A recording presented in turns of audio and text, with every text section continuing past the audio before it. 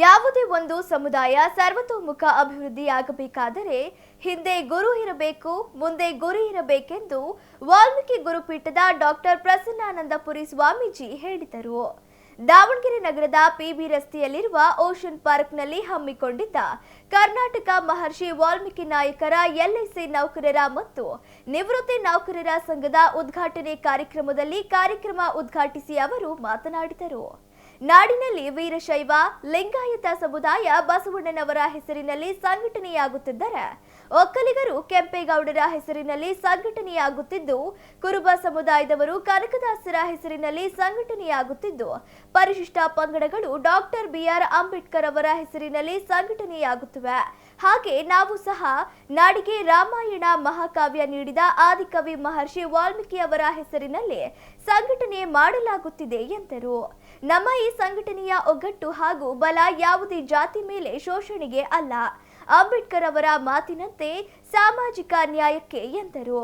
ಈ ಸಂದರ್ಭದಲ್ಲಿ ನಟ ರಾಧಾಕೃಷ್ಣ ಪಲ್ಲಕ್ಕಿ, ಮಾನವ ಬಂಧುತ್ವ ವೇದಿಕೆ ಸಂಚಾಲಕ ಎಬಿ ರಾಮಚಂದ್ರಪ್ಪ, ನಿವೃತ್ತ ಪ್ರಾಂಶುಪಾಲ ಮಂಜಣ್ಣ ಸೇರಿದಂತೆ ಮತ್ತಿತರರಿದ್ದರು. ಯಾವುದೇ ಒಂದು ಸಮುದಾಯ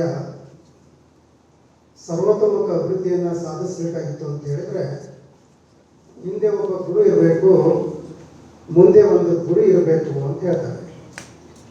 ಆ ಹಿನ್ನೆಲೆಯಲ್ಲಿ ಈಗಾಗಲೇ ಈ ನಾಡಿನಲ್ಲಿ ಅನೇಕ ಸಮುದಾಯಗಳು ಅವರ ಸಮುದಾಯದ ಸಾಂಸ್ಕೃತಿಕ ನಾಯಕನ ಹೆಸರಿನಲ್ಲಿ ಈ ನಾಡಿನಲ್ಲಿ ಎಲ್ಲ ಸಮುದಾಯಗಳು ಇವತ್ತು ಸಂಘಟನೆ ಆಗ್ತಾ ಇದ್ದಾರೆ.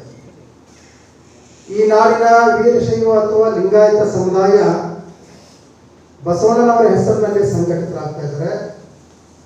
ಈ ನಾಡಿನ ಒಕ್ಕಲಿಗ ಸಮುದಾಯ ನಾಡಪ್ರಭು ಕೆಂಪೇಗೌಡರ ಹೆಸರಿನಲ್ಲಿ ಸಂಘಟನೆ ಆಗ್ತಾ ಇದ್ದಾರೆ.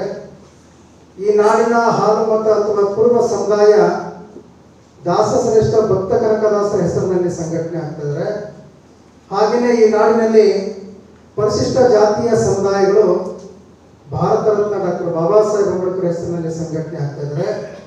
ಹಾಗೆಯೇ ಈ ನಾಡಿನಲ್ಲಿ ವಾಸವಾಗಿರ್ತಕ್ಕಂಥ ಈ ರಾಜ್ಯದ 4ನೇ ಅತಿ ದೊಡ್ಡ ಸಮುದಾಯವಿರ್ತಕ್ಕಂಥ ನಮ್ಮ ಬೇಡ ವಾಲ್ಮೀಕಿ ನಾಯಕ ಸಮುದಾಯ, ನಾವು ಸಹ ಇಡೀ ಭಾರತೀಯ ಸಂಸ್ಕೃತಿಗೆ ರಾಮಾಯಣ ಮಹಾಕಾವ್ಯವನ್ನು ಕೊಟ್ಟಿರ್ತಕ್ಕಂಥ ಆದಿಕವಿ ಮಹರ್ಷಿ ವಾಲ್ಮೀಕಿ ಅವರ ಹೆಸರಿನಲ್ಲಿ ಈ ನಾಡಿನಲ್ಲಿ ನಾವೆಲ್ಲರೂ ಕೂಡ ಇವತ್ತು ಸಂಘಟನೆ ಆಗ್ತಾ ಇದ್ದೇವೆ.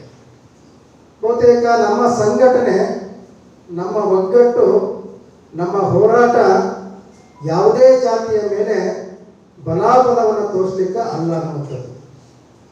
ಬಹುತೇಕ ನಮ್ಮೆಲ್ಲರ ಹೋರಾಟ, ನಮ್ಮೆಲ್ಲರ ಸಂಘಟನೆ, ನಮ್ಮೆಲ್ಲರ ಒಗ್ಗಟ್ಟು ಭಾರತ ರತ್ನ ಡಾಕ್ಟರ್ ಬಾಬಾ ಸಾಹೇಬ್ ಅಂಬೇಡ್ಕರ್ ಅವರು ನಮ್ಮ ದೇಶದಲ್ಲಿ ಜಾತಿಯ ಕಾರಣಕ್ಕಾಗಿ ಸಮಾಜದ ಮುಖ್ಯವಾಹಿನಿಯಿಂದ ದೂರ ಉಳಿದಿರ್ತಕ್ಕಂಥ, ವಿಶೇಷವಾಗಿ ಕರ್ನಾಟಕದಲ್ಲಿ ವಾಸವಾಗಿರ್ತಕ್ಕಂಥ 151 ಸಮುದಾಯಗಳಿಗೆ ಒಂದು ಸಾಮಾಜಿಕ ನ್ಯಾಯವನ್ನು ಕೊಟ್ಟಿದ್ದಾರೆ.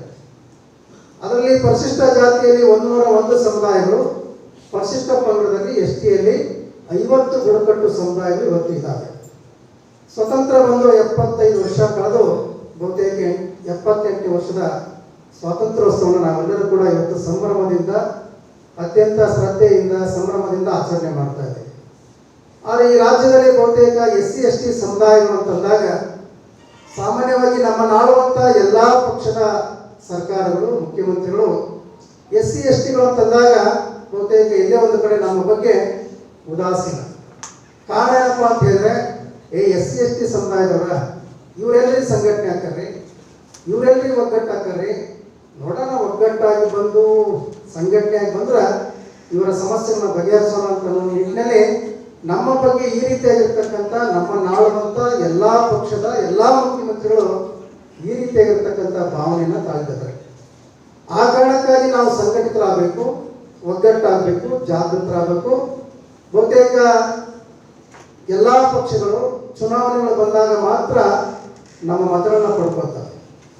ಚುನಾವಣೆ ಬಂದರೆ ನಿಮ್ಮ ಮನೆಗೂ ಬರ್ತಾರೆ, ನಿಮ್ಮ ಊರಿಗೂ ಬರ್ತಾರೆ, ನಿಮ್ಮ ಊರಿಗೂ ಬರ್ತಾರೆ, ನಮ್ಮೆಲ್ಲ ಮತಗಳನ್ನ ಪಡ್ಕೊಳ್ತಾರೆ. ಮತಗಳನ್ನ ಪಡ್ಕೊಂಡು ಚುನಾವಣೆ ಮುಗಿದು ಅಧಿಕಾರಕ್ಕೆ ಬಂದಮೇಲೆ ನಮ್ಮ ಹಿತವನ್ನು ಮರೆತು ಬಿಡ್ತಾರೆ. ಯಾಕೆ ಬರ್ತಾರೆ ಹೇಳ್ರಿ? ಯಾಕೆ ಬರ್ತಾರೆ ಹೇಳ್ರಿ? ನಮ್ಮ ನಮ್ಮಲ್ಲಿರ್ತಕ್ಕಂಥ ಸಂಘಟನೆ ಮತ್ತು ರಾಜಕೀಯ ಇಚ್ಛಾಶಕ್ತಿ ಕೊರತೆಯಿಂದ ನಮ್ಮ ನಾಳುವಂಥ ಎಲ್ಲ ಪಕ್ಷದ ಸರ್ಕಾರಗಳು ನಮ್ಮ ಸಮುದಾಯದ ಬಗ್ಗೆ ಈ ರೀತಿಯಾಗಿರ್ತಕ್ಕಂಥ ಭಾವನೆಯನ್ನು ಇಟ್ಕೊಂಡಿದ್ದಾವೆ. ಆ ಕಾರಣಕ್ಕಾಗಿ ನಾವು ಜಾಗೃತರಾಗಬೇಕು, ಸಂಘಟಿತರಾಗಬೇಕು, ಒಗ್ಗಟ್ಟಾಗಬೇಕು.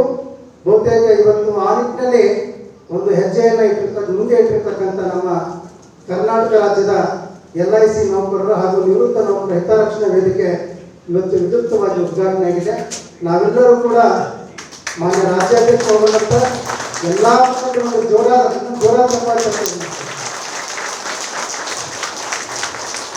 ಬಹುತೇಕ ನೀವೆಲ್ಲ ಗಮನಿಸ್ತಾ ಬಂದ್ರಿ. ಈ ರಾಜ್ಯದಲ್ಲಿ ಪರಿಶಿಷ್ಟ ಜಾತಿ ಮತ್ತು ವರ್ಗದವರಿಗೆ ಜಾತಿಯ ಜನಸಂಖ್ಯೆಗೆ ಅನುಗುಣವಾಗಿ ಮೀಸಲಾತಿ ಹೆಚ್ಚಳ ಮಾಡಬೇಕು ಅಂತೇಳಿ ಡಾಕ್ಟರ್ ಬಾಬಾ ಸಾಹೇಬ್ ಅಂಬೇಡ್ಕರ್ ಜನವರಿ 26, 1950 ಸಂವಿಧಾನದ ಆರ್ಟಿಕಲ್ 15 ಹಾಗೂ 16 ಅವಕಾಶ ಮಾಡಿಕೊಟ್ಟಿದ್ದಾರೆ.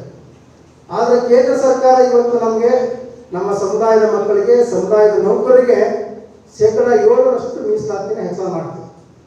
ಆದರೆ ರಾಜ್ಯದಲ್ಲಿ ಕೂಡ ಪ್ರಮಾಣವನ್ನು ಹೆಚ್ಚಳ ಮಾಡಬೇಕು ಅಂತೇಳಿ ಕಳೆದ 30 ವರ್ಷದಿಂದ ಈ ರಾಜ್ಯದ ST ಸಮುದಾಯ, ಈ ರಾಜ್ಯದ ಬೇಡ ವಾಲ್ಮೀಕಿ ನಾಯಕ ಸಮುದಾಯ ನಾವೆಲ್ಲರೂ ಕೂಡ ಎಲ್ಲ ಸರ್ಕಾರಕ್ಕೆ ಒತ್ತಾಯವನ್ನು ಮಾಡ್ಕೊಂಡು ಬಂದ್ವಿ.